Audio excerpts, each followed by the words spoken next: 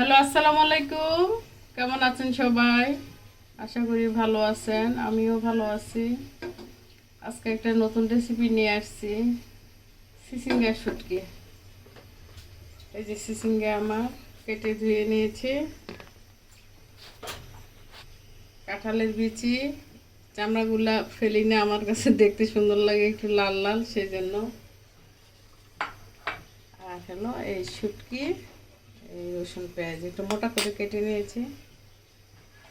এই হাঁড়িতে রান্না করব। তেল দিয়ে দিলাম প্রথমে, ঠিক আছে। শুটকি দিয়ে দিলাম।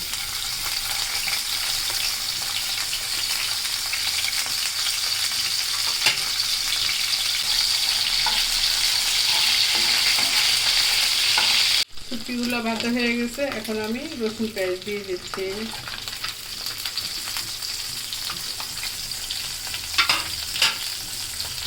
একটু বাটা রসুনও দিব।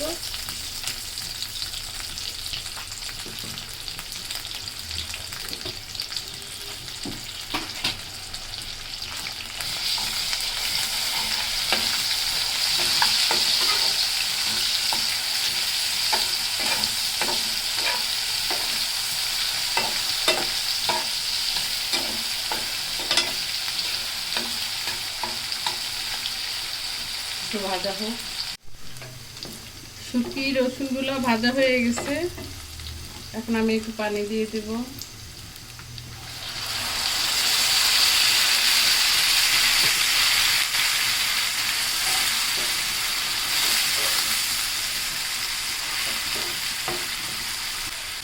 স্বাদ মতো লবণ,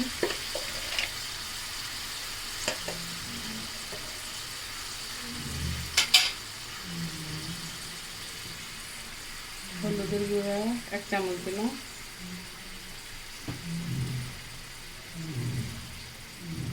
মরিচের গুঁড়া 2 চামচ। শুটকিতে একটু ঝাল ঝাল না হলে খেতে ভালো লাগে না, শুটকি একটু ঝাল ঝাল খেতে হবে।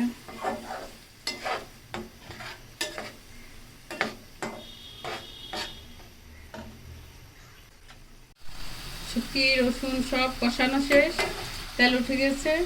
কষালে তরকারি খেতে মজা হয়, শুটকি সুন্দর গ্রান বের হয়।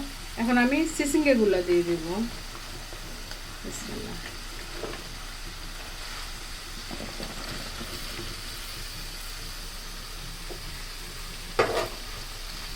একটু মিশিয়ে দেই।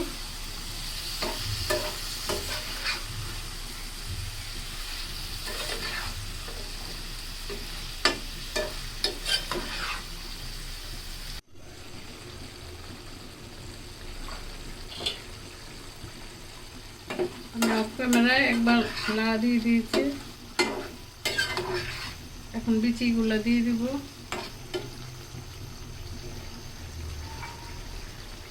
বিচিগুলো দিয়ে দিলাম।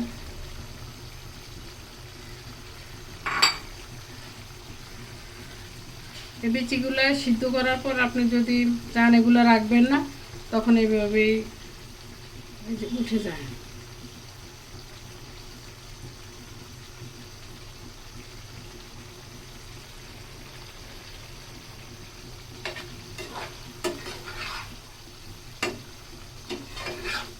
কাঁঠালি বিচি খেতে অনেক কষ্ট, কাটতে হয়, সিদ্ধ করতে হয়, পরিষ্কার করতে হয়।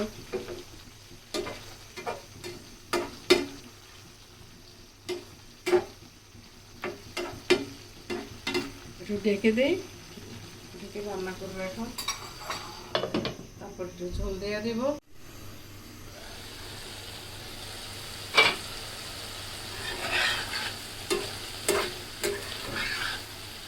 কষানো শেষ, এখন আমি ঝোল দিয়ে দেব।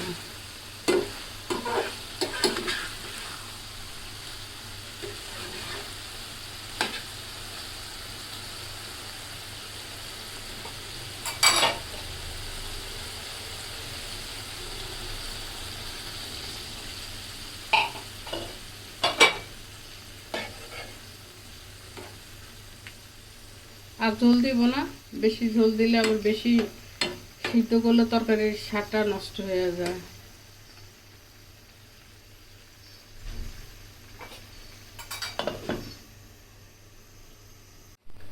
আমার শুটকির কি অবস্থা দেখি।